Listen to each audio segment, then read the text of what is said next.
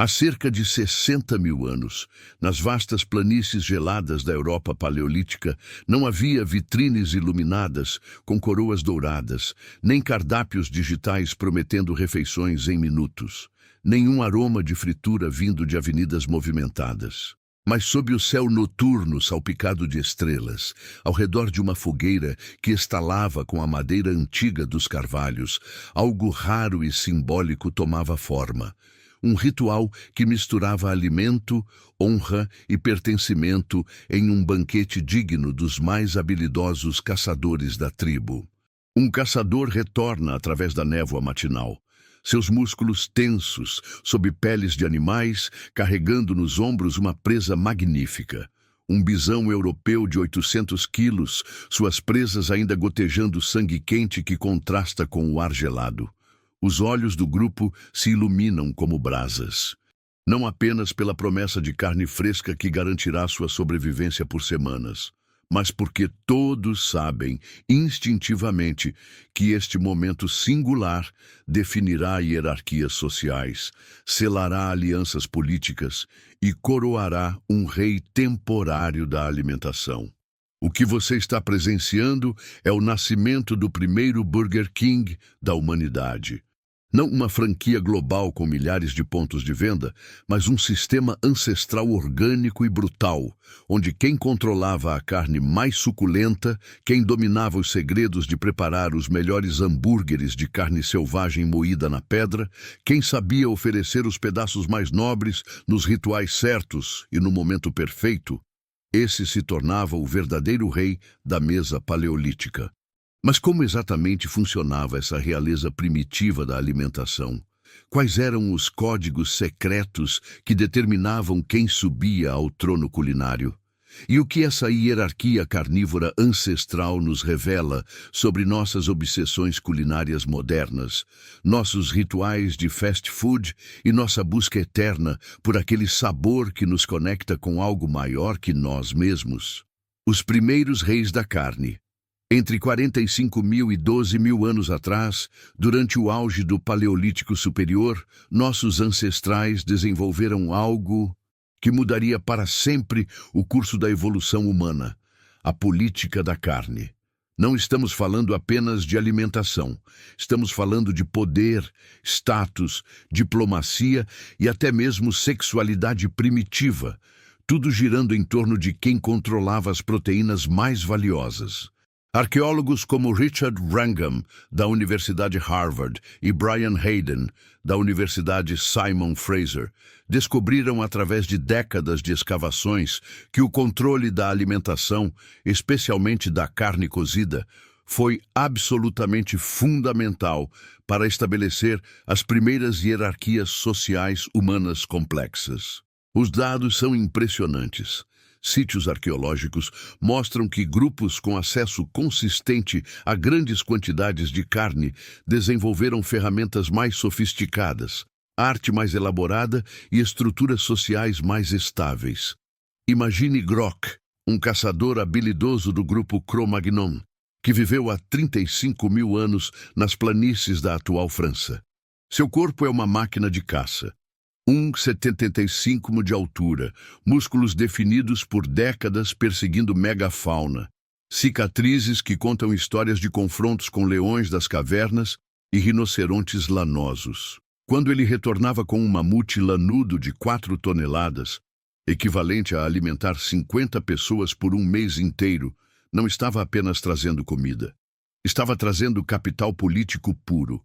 A distribuição dessa carne seguia regras complexas, não escritas, mas gravadas no DNA social do grupo. Primeiro, os anciãos e xamãs, os guardiões da memória tribal e do conhecimento espiritual. Depois, as mães lactantes e grávidas, o futuro genético da tribo. Em seguida, os guerreiros jovens que protegiam o território. E, finalmente, as crianças e adolescentes.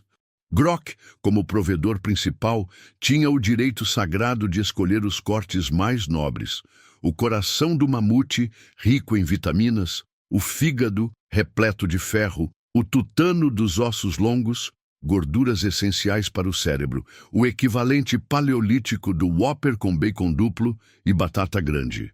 Evidências arqueológicas de sítios como Dolní Věstonice, na atual República Tcheca, pintam um quadro fascinante dessa sociedade hierárquica.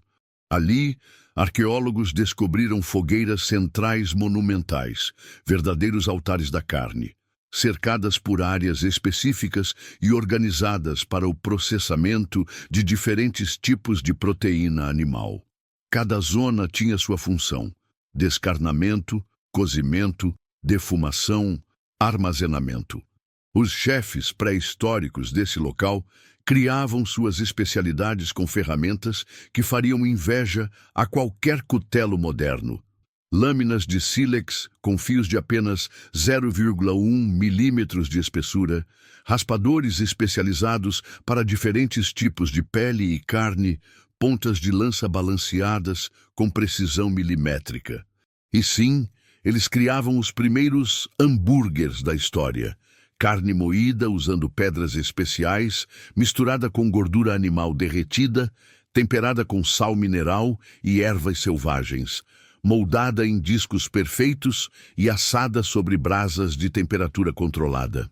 Análises espectrográficas de cinzas dessas fogueiras revelam controle de temperatura surpreendente. Eles sabiam exatamente como manter brasas a 216 para cozimento lento, ou como criar chamas de 413 para selar rapidamente a superfície da carne. Era uma ciência culinária que levou milênios para ser redescoberta. O menu real do Paleolítico. Mas qual era exatamente o cardápio desses reis primitivos da alimentação? Se você pudesse viajar no tempo e se sentar à mesa real de um líder paleolítico, o que encontraria no menu? Pesquisas revolucionárias lideradas pela antropóloga Kristen Hawkes, da Universidade de Utah, e pelo arqueólogo Louis Binford, revelam um sistema culinário muito mais sofisticado, diversificado e saboroso do que jamais imaginávamos. O menu real paleolítico não era apenas sobrevivência, era alta gastronomia ancestral. No topo da carta, o prato mais prestigioso, Mammoth Burger Deluxe.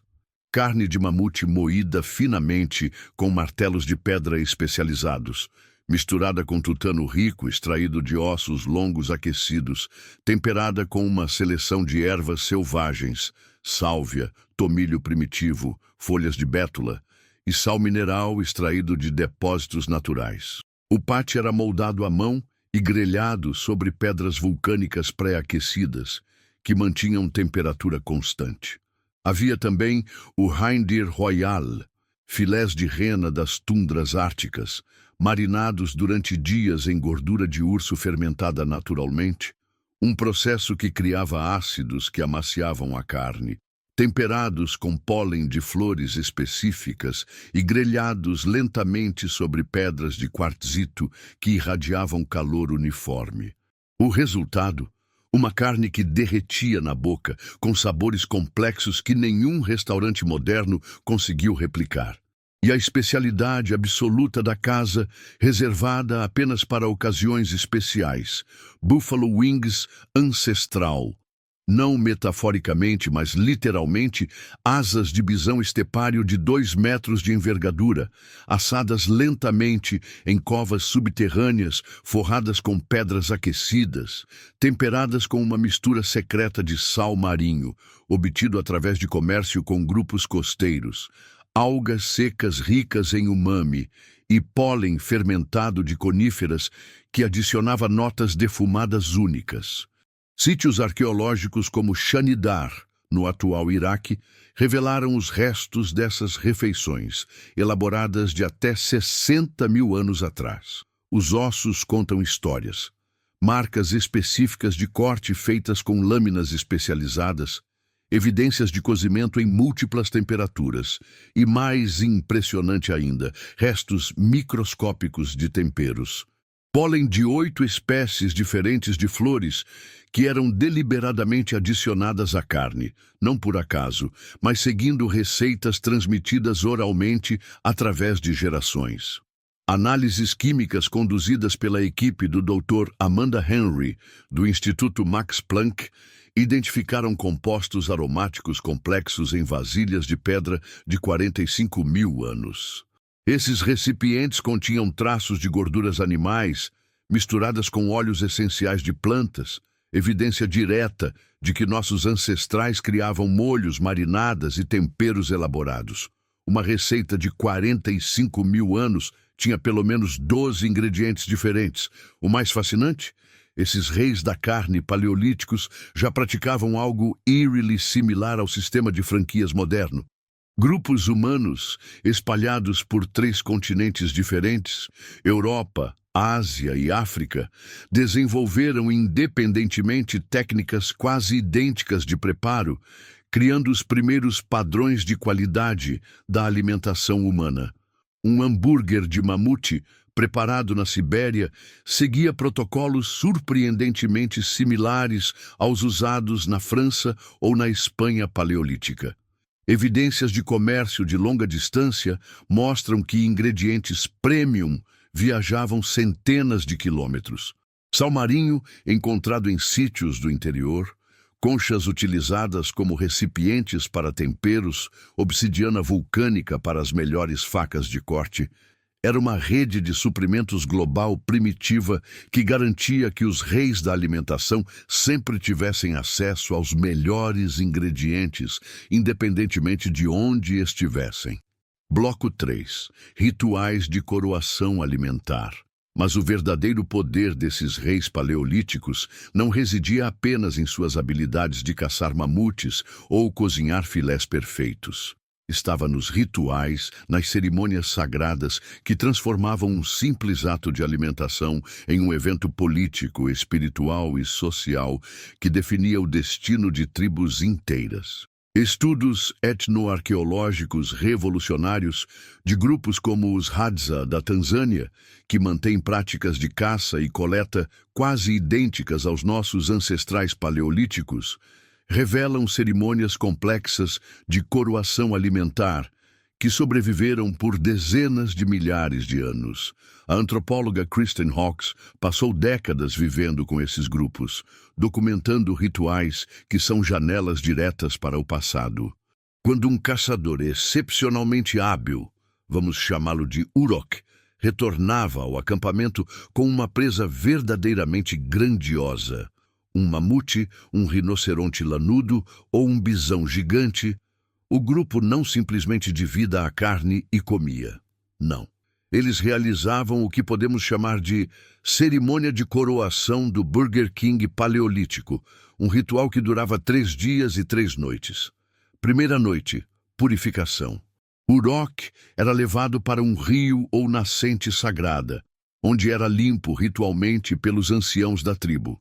Suas armas de caça eram polidas, suas cicatrizes de batalha pintadas com ocre vermelho e carvão, seus cabelos entrelaçados com penas de águias e dentes de predadores que ele havia enfrentado.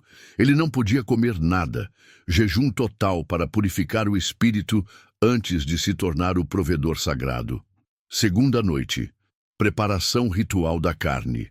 Enquanto Urok meditava isolado, as mulheres mais experientes da tribo, verdadeiras chefes paleolíticas, começavam o processamento cerimonial da presa. Cada corte era feito seguindo tradições ancestrais. Primeiro o coração, oferecido aos deuses, depois o fígado, para os espíritos dos ancestrais, em seguida os músculos principais, para a tribo. Nada era desperdiçado. Ossos seriam transformados em ferramentas, pele em roupas, gordura em combustível para tochas. Terceira noite, a coroação propriamente dita. Ao pôr do sol, Urok retornava ao círculo da tribo. E aqui vem o detalhe mais impressionante. Ele recebia literalmente uma coroa feita de costelas de bisão entrelaçadas artisticamente, decorada com chifres polidos e amarrada com tendões. Esta coroa de ossos era colocada sobre sua cabeça durante uma celebração que incluía danças, cânticos e o consumo comunal dos melhores pedaços da presa. Evidências dessas práticas aparecem magnificamente preservadas nas pinturas rupestres de Lascaux, na França, e Altamira, na Espanha. Figuras humanas são retratadas com ornamentos elaborados de chifres e ossos durante cenas explícitas de consumo ritual de carne. O arqueólogo Jean Clotes, que passou a vida estudando essas imagens, interpreta essas pinturas como os primeiros registros fotográficos de hierarquias alimentares, os primeiros rankings de restaurantes da humanidade gravados na pedra há 17 mil anos. O antropólogo Christopher Boehm, da Universidade do Sul da Califórnia, descobriu através de estudos comparativos que esses rituais serviam a uma função dupla genial. Celebravam e recompensavam o sucesso individual, motivando outros a se tornarem caçadores melhores. Mas também reforçavam dramaticamente a cooperação grupal. O rei temporário da alimentação recebia privilégios extraordinários: primeira escolha da carne, direito de acasalamento preferencial, influência nas decisões tribais, mas também assumia responsabilidades sagradas: garantir que todos fossem alimentados, especialmente crianças, idosos e doentes, durante tempos de escassez. Descobertas recentes mostram que esses reinados alimentares não eram permanentes. Análises de desgaste dentário em esqueletos paleolíticos sugerem que o status de rei da carne rotacionava entre diferentes indivíduos durante o ano, baseado no tipo de presa capturada e na estação. Um caçador podia ser rei durante a temporada de mamutes, inverno, outro durante a época dos bisões, primavera, criando um sistema democrático primitivo baseado em competência específica. Mas talvez o aspecto mais tocante desses rituais fosse a reciprocidade emocional. Estudos de grupos modernos de caçadores-coletores mostram que o rei coroado não apenas distribuía carne, ele distribuía esperança, segurança, identidade grupal. Era um líder temporário, mas também um símbolo vivo de que, não importa quão dura fosse a vida paleolítica, sempre haveria alguém disposto a arriscar tudo para garantir que a tribo sobrevivesse e prosperasse. A guerra dos territórios culinários. Como toda empresa de sucesso, os Burger Kings paleolíticos enfrentavam competição feroz e muitas vezes mortal. Grupos rivais não disputavam apenas territórios de caça ou fontes de água. Eles travavam verdadeiras guerras pelos segredos culinários mais valiosos, pelas rotas comerciais que forneciam temperos exóticos e pelo direito de controlar as franquias mais lucrativas da alimentação paleolítica. Evidências dramáticas desses conflitos intergrupais aparecem em sítios como Jebel Sahaba, no atual Sudão, datados de 13.400 anos atrás, um dos primeiros cemitérios de guerra da humanidade. Ali, arqueólogos descobriram 59 esqueletos, incluindo mulheres e crianças, com ferimentos brutais de pontas de lança, facas de sílex e clavas de osso. Mas aqui está o detalhe fascinante. Muitos desses confrontos mortais ocorreram precisamente próximos a áreas ricas em recursos alimentares específicos: cardumes sazonais de peixe, rotas migratórias de renas, depósitos de sal mineral. O paleontólogo Tim White, da Universidade da Califórnia, identificou padrões reveladores através de análise forense desses esqueletos. Não eram conflitos aleatórios, eram guerras de fast food da pré-história, disputas organizadas pelo controle de territórios que garantiam acesso aos ingredientes mais valiosos. Um grupo que controlasse uma região rica em mamutes tinha vantagem sobre aqueles limitados a cervos pequenos. Era a economia culinária primitiva em sua forma mais brutal. Imagine a Grande Guerra do Sal, de 30 mil anos atrás, travada entre dois grupos Cro-Magnon nas montanhas dos Pirineus. De um lado, a tribo de Korak, que há gerações controlava depósitos naturais de sal mineral essencial para conservar carne durante invernos rigorosos.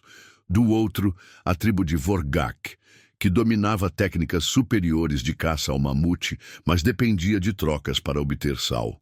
Por anos, os dois grupos mantiveram uma troca equilibrada, sal por carne de mamute. Mas quando Vorgak começou a interceptar caravanas comerciais de sal e a treinar espiões para descobrir a localização secreta das minas, a situação explodiu em violência. Batalhas épicas foram travadas não por território comum, mas pelo direito de adicionar aqueles cristais preciosos que transformavam carne comum em iguarias que poderiam ser estocadas por meses. Mas essas guerras culinárias também geravam inovação a um ritmo impressionante. Pressões evolutivas forçaram esses chefes primitivos a desenvolver continuamente novas técnicas para ganhar vantagem competitiva. Métodos de defumação para conservação a longo prazo, fermentação controlada, que criava sabores únicos impossíveis de replicar, misturas de temperos cada vez mais elaboradas e secretas. Era uma corrida armamentista culinária que durou milênios. Grupos que dominavam técnicas superiores de preparo de carne desenvolveram até mesmo armas especializadas. Pontas de lança desenhadas especificamente para perfurar órgãos vitais sem danificar a carne circundante, facas com curvaturas precisas para diferentes tipos de descarnamento, arpões com farpas que permitiam capturar peixes grandes sem destruir a textura da carne. Cada inovação era um segredo comercial guardado zelosamente. Registros arqueológicos sugerem uma batalha dos ingredientes secretos, épica em 25.000 anos atrás, na região que hoje é a Alemanha. Duas tribos rivais, uma especializada em mamutes, outra em bisões, descobriram simultaneamente que certas ervas alpinas específicas criavam sabores extraordinários quando misturadas com gordura animal aquecida. O que se seguiu foi uma guerra de 3 décadas pelo controle das montanhas onde essas plantas cresciam.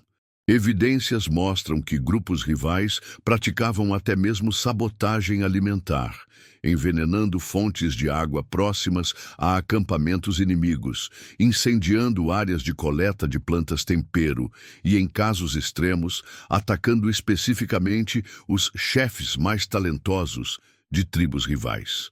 Era guerra psicológica. Sem seus mestres culinários, um grupo podia ter toda a carne do mundo, mas não teria o conhecimento para transformá-la em alimento que sustentasse moral e hierarquia social. O resultado? Grupos que dominavam técnicas superiores de preparo de carne tinham vantagens territoriais exponenciais. Eles atraíam mais membros, incluindo desertores de tribos rivais seduzidos por comida melhor, formavam alianças mais fortes através de diplomacia culinária e expandiam seus territórios de franquia mais rapidamente. Alguns grupos se tornaram verdadeiros impérios alimentares paleolíticos, controlando rotas comerciais que se estendiam por centenas de quilômetros. Essas antigas guerras culinárias deixaram marcas profundas em nosso DNA comportamental. Nossa obsessão moderna com receitas secretas, com chefes competindo em programas de TV, com restaurantes guardando técnicas como segredos comerciais, tudo isso são ecos diretos daquelas batalhas primitivas, onde dominar a arte de preparar carne significava literalmente a diferença entre vida e morte, entre poder e submissão. O declínio dos reis e o nascimento da agricultura. Mas como todos os impérios da história, desde Roma até a própria Blockbuster, o reino dos Burger Kings paleolíticos tinha uma data de validade inevitável, escrita nas estrelas e no clima em transformação. Entre 12.000 e 10.000 anos atrás, mudanças climáticas dramáticas e a extinção em massa da megafauna transformaram radicalmente não apenas a paisagem física, mas todo o modelo de negócio da alimentação humana. Análises de núcleos de gelo da Groenlândia revelam o drama que se desenrolou. Temperaturas globais subiram 7 graus em apenas algumas décadas. Geleiras continentais que haviam existido por 100.000 anos derreteram em questão de séculos. O nível do mar subiu 120 metros. Tundras geladas se transformaram em florestas temperadas. Para os reis da carne paleolíticos, era literalmente o fim do mundo como conheciam. Os grandes mamutes, rinocerontes lanosos, bisões gigantes, leões das cavernas, as verdadeiras estrelas do cardápio paleolítico, começaram a desaparecer um por um, como restaurantes fechando em uma crise econômica global. O último mamute da Sibéria morreu há 4.000 anos, em uma ilha isolada, mas a maioria da megafauna havia desaparecido muito antes, entre 12.000 e 8.000 anos atrás. Imagine a crise existencial enfrentada por Urok Jr., neto do grande caçador de mamutes Urok. Ele havia treinado desde criança para ser um rei da carne, aprendendo os segredos de rastrear, caçar e preparar presas gigantescas. Suas ferramentas eram projetadas para mamutes de 6 toneladas. Suas técnicas culinárias dependiam de quantidades massivas de gordura e proteína. Sua autoridade social vinha de sua capacidade de alimentar 50 pessoas com uma única caçada. Mas agora, em um mundo sem megafauna, Urok Jr. se via caçando coelhos, pássaros, peixes pequenos, presas que exigiam técnicas completamente diferentes, forneciam muito menos carne e, crucialmente, não geravam o prestígio social necessário para manter sua posição de liderança. Era como um CEO da Kodak tentando entender câmeras digitais. A mudança tecnológica era radical demais para adaptação rápida. A resposta veio de uma direção inesperada. Não dos grandes caçadores, mas de grupos marginalizados que haviam sido forçados a inovar por necessidade. Os natufianos do Levante, há 11.500 anos, eram inicialmente considerados perdedores na hierarquia paleolítica, grupos que não conseguiam competir efetivamente na caça à megafauna e foram empurrados para territórios menos desejáveis. Mas esses perdedores descobriram algo revolucionário. Cereais selvagens, como trigo einkorn e cevada, podiam ser deliberadamente cultivados, colhidos e armazenados. Era o nascimento de um modelo de negócio completamente novo. Ao invés de caçar ocasionalmente presas gigantes que poderiam alimentar a tribo por semanas, produzir alimento de forma consistente, previsível e escalável o ano todo. Evidência arqueológica. Göbekli Tepe. O sítio de Göbekli Tepe, na atual Turquia, construído há 600 anos, representa essa transição dramática. Monumentos megalíticos erguidos por grupos que já praticavam proto-agricultura, mas ainda mantinham tradições de caça ritual. Era literalmente uma franquia mista. Um McDonald's que ainda servia pratos gourmet tradicionais ao lado dos novos produtos padronizados. Os arqueólogos Gordon Hillman e Stuart Davis descobriram evidências fascinantes dessa transição no Vale do Eufrates. Sítios arqueológicos onde ferramentas de caça especializadas, pontas de lança para mamutes, arpões para peixes gigantes, são encontradas lado a lado com os primeiros equipamentos agrícolas primitivos, foices de sílex, pilões para processar grãos, silos de armazenamento subterrâneos.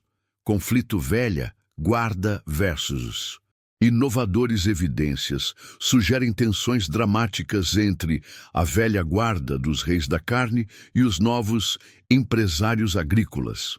Esqueletos de alguns sítios mostram ferimentos que parecem resultar de conflitos internos, possivelmente confrontos entre tradicionalistas que insistiam em manter as hierarquias baseadas na caça e revolucionários que propunham sistemas baseados no controle de grãos cultivados. Mas a agricultura tinha uma vantagem competitiva devastadora: escalabilidade. Um caçador habilidoso podia alimentar 50 pessoas algumas vezes por ano. Um agricultor competente podia alimentar 200 pessoas de forma consistente durante todo o ano. Era como comparar uma loja artesanal com uma fábrica. Não havia competição possível em termos de volume. Gradualmente, uma nova classe de reis emergiu, não mais os mestres da carne, mas os controladores de grãos. Eles dominavam segredos diferentes: quando plantar, como armazenar, onde localizar silos, como distribuir sementes. Era uma revolução silenciosa que mudaria para sempre a natureza do poder humano. Ironicamente, análises de esqueletos mostram que essa transição para a agricultura inicialmente piorou a nutrição humana. Os reis da carne paleolíticos eram mais altos, mais fortes. Tinham dentes mais saudáveis e ossos mais densos que os primeiros agricultores. Mas em termos de poder político e estabilidade social, a agricultura era imbatível.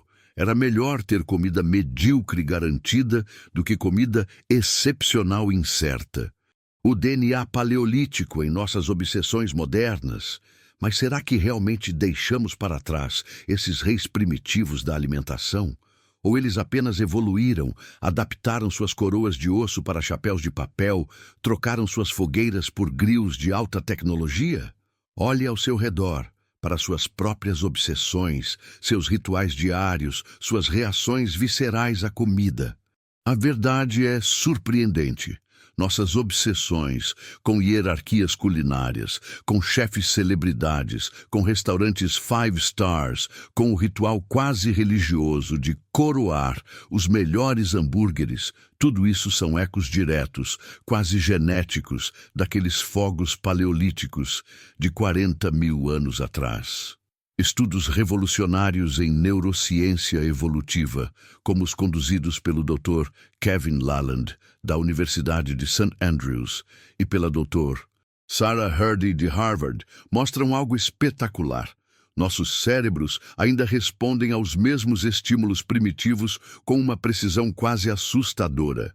Quando você sente o cheiro de carne grelhada, não são apenas suas papilas gustativas que reagem, são centros cerebrais primitivos de recompensa, os mesmos que se ativavam quando Urok retornava com um mamute.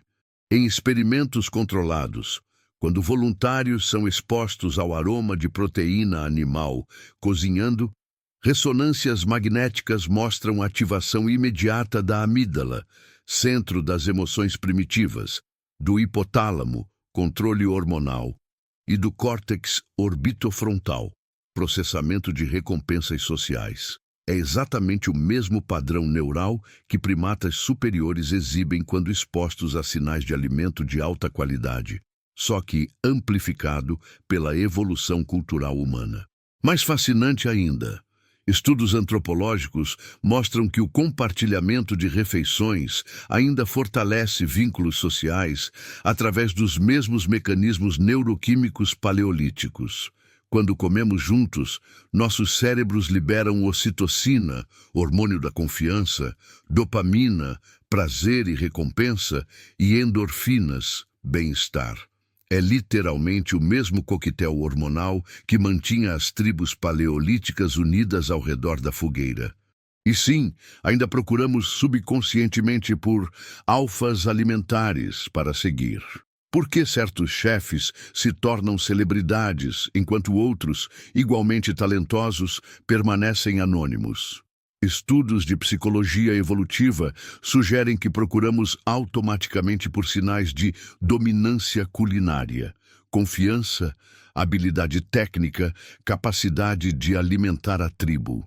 É o mesmo algoritmo mental que nossos ancestrais usavam para identificar os melhores caçadores-provedores. A própria estrutura do Burger King moderno replica perfeitamente, e não por acaso, o modelo paleolítico original. Observe os paralelos. Uma hierarquia clara e visível, o rei como símbolo de autoridade alimentar. Produtos padronizados que imitam as técnicas primitivas. Hambúrgueres de carne moída, exatamente como os primeiros patties de mamute.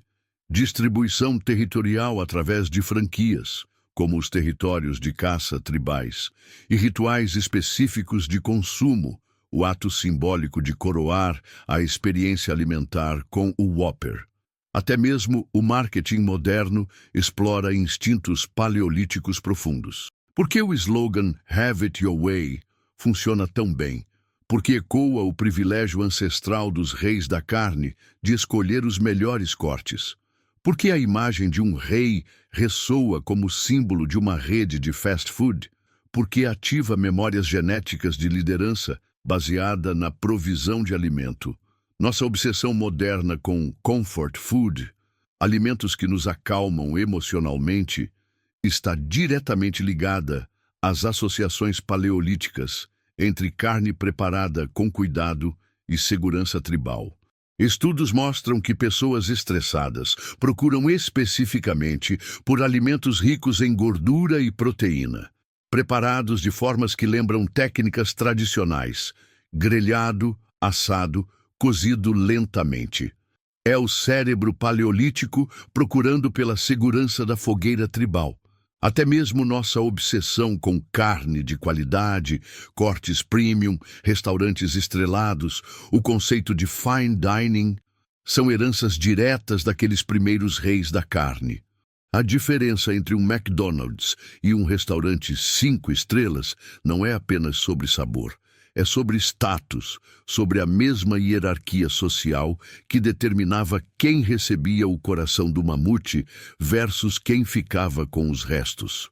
Observe um churrasco familiar moderno e você verá a cerimônia paleolítica em ação. O rei da churrasqueira, geralmente o homem alfa da família, controlando o fogo, escolhendo os cortes, distribuindo a carne de acordo com hierarquias familiares sutis. As crianças assistem com reverência, aprendendo não apenas sobre cozinhar, mas sobre poder, provisão e lugar social. O paradoxo fascinante é que vivemos em uma era de abundância alimentar inédita na história humana, mas nossos cérebros ainda operam com software de escassez paleolítica. Por isso, sentimos prazer desproporcional ao encontrar uma promoção de hambúrguer. Por isso, competimos subconscientemente por mesas nos melhores restaurantes. Por isso, alguns alimentos nos fazem sentir mais importantes que outros. Até mesmo aplicativos de delivery, como o iFood e Uber Eats, replicam padrões paleolíticos, a antecipação da caça, escolher o restaurante, a espera ansiosa, rastreamento do pedido, e a recompensa social, compartilhar a refeição. É caça e coleta digitalizada, com os mesmos circuitos neurais de recompensa. Reis eternos de um banquete ancestral. Então, da próxima vez que você estiver em uma fila de drive-thru, esperando pacientemente seu hambúrguer enquanto o aroma de carne grelhada flutua pelo ar-condicionado do seu carro, pare por um momento, feche os olhos, respire fundo. Lembre-se, você não está apenas comprando fast food. Você está participando de um ritual sagrado que começou há 40 mil anos, quando nossos ancestrais descobriram que comida não é apenas combustível, é comunidade, é poder, é amor transformado em sustento. Você está honrando reis que nunca usaram coroas de ouro polido ou cetros de cristal, mas que foram coroados com costelas de bisão entrelaçadas e que empunharam cetros feitos de ossos de mamute. Você está continuando uma tradição que sobreviveu à extinção dos mamutes, ao fim brutal da Era do Gelo, ao nascimento tumultuado da civilização, às revoluções industriais, às guerras mundiais, à Era digital, e que continuará muito além de nós. Porque, no fundo, muito além das camadas de cultura, tecnologia e progresso, todos nós ainda somos aqueles humanos primitivos reunidos ao redor do fogo sagrado. Ainda esperamos, com a mesma ansiedade ancestral, que alguém, o melhor caçador, o chefe mais habilidoso, o rei temporário da alimentação, nos ofereça não apenas sustento físico, mas algo muito mais profundo: pertencimento, identidade, a certeza de que não estamos sozinhos neste universo vasto e indiferente. Quando uma mãe prepara com carinho o lanche do filho, ela está canalizando milhões de anos de instinto maternal de provisionamento. Quando um pai domina a churrasqueira no fim de semana, ele está reassumindo, mesmo sem perceber, o papel ancestral de provedor alfa da tribo. Quando amigos se reúnem para dividir uma pizza, estão recriando os círculos comunais que definiram nossa espécie desde o início. A carne pode ter mudado, de mamute para boi, de bisão para frango processado. A tecnologia pode ter evoluído exponencialmente, de fogueiras de lenha para grills de precisão digital. Os recipientes podem ter se transformado, de crânios de animais para embalagens biodegradáveis. Mas a fome ancestral por comunidade, por hierarquia clara, por sabor que nos conecte com algo maior que nossa própria existência individual, permanece exatamente a mesma. Os reis paleolíticos da alimentação nunca realmente desapareceram. Eles apenas evoluíram, adaptaram-se, modernizaram-se. Trocaram as fogueiras abertas por cozinhas industriais, as cavernas por restaurantes climatizados, as coroas de osso por chapéus de papel descartável. Mas continuam reinando, com a mesma autoridade ancestral, sobre nossos desejos mais primitivos, nossos rituais mais sagrados, nossa necessidade mais básica e fundamental: transformar o ato mecânico de comer em algo transcendente, uma celebração que ecoa através dos milênios. Um reino que nunca teve fronteiras geográficas, mas que existe em cada mesa compartilhada, em cada refeição preparada com amor, em cada momento em que comida se torna mais que nutrição. Um banquete eterno onde todos nós, de alguma forma misteriosa e bela, ainda somos reis e rainhas de nossos próprios reinos ancestrais, reinos que talvez nem saibamos que possuímos, mas que vivem eternamente em nosso DNA, em nossas memórias genéticas, em nossa fome infinita por conexão humana. Quando você morder aquele hambúrguer, estará conectando-se diretamente com Urok, o caçador de mamutes. Quando compartilhar batatas fritas com um amigo, estará honrando os rituais de distribuição comunal de alimento. Quando sentir aquela satisfação inexplicável de uma refeição perfeita, estará experienciando exatamente a mesma química cerebral que nossos ancestrais sentiram há 40 mil anos. Somos todos descendentes de reis da carne. Carregamos em nossas veias o sangue de quem dominou o fogo, de quem transformou caça em cuisine, de quem entendeu que alimentar outros é a forma mais pura de amor. E talvez, apenas talvez, essa seja a razão pela qual uma simples refeição ainda tem o poder de nos fazer sentir tão profundamente humanos, tão completamente conectados com algo muito maior que nós mesmos. Se essa jornada pelos primeiros fast foods da humanidade te fez repensar o que realmente significa ter uma coroa, se te fez ver que cada refeição é um elo direto com 40 mil anos de evolução humana, se te fez perceber que somos todos herdeiros de reis paleolíticos que transformaram sobrevivência em celebração, curta este vídeo e se inscreva no canal. Porque há muito mais segredos paleolíticos esperando para serem descobertos, muito mais conexões surpreendentes entre nosso passado ancestral e nossa vida moderna.